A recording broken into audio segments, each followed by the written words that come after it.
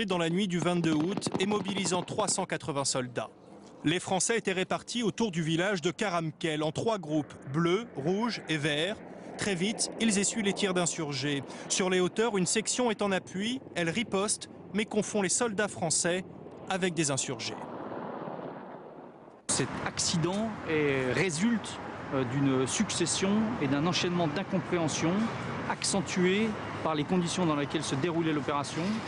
Je vous le rappelle, lors de ce tir, il faisait nuit, le terrain est particulièrement difficile, la végétation est dense. C'est la première fois qu'un tel incident se produit depuis que la France s'est engagée en Afghanistan fin 2001. À Fréjus, cet après-midi, pas de réaction devant les portes du 21e RIMA.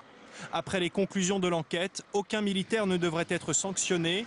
Pour l'état-major, il n'y a eu aucune erreur déterminante de commise, seulement un dramatique concours de circonstances. Bonsoir Gérard Grisbeck, vous êtes en direct au ministère de la Défense. Alors justement, faut-il y voir un simple accident ou bien le signe de la difficulté croissante des opérations pour les Français là-bas ?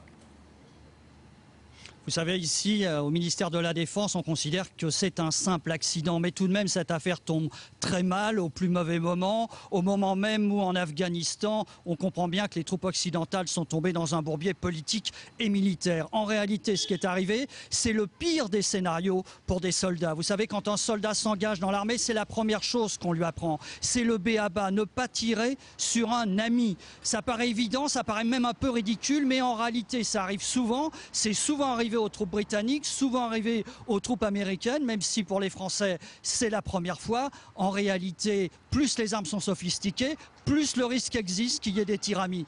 En ce qui concerne les 3 malheureux blessés, ils ont été rapatriés en France à l'hôpital. Le premier vient de sortir de cet hôpital, les 2 autres y sont encore et parmi les 2 autres, l'un d'eux est grièvement brûlé.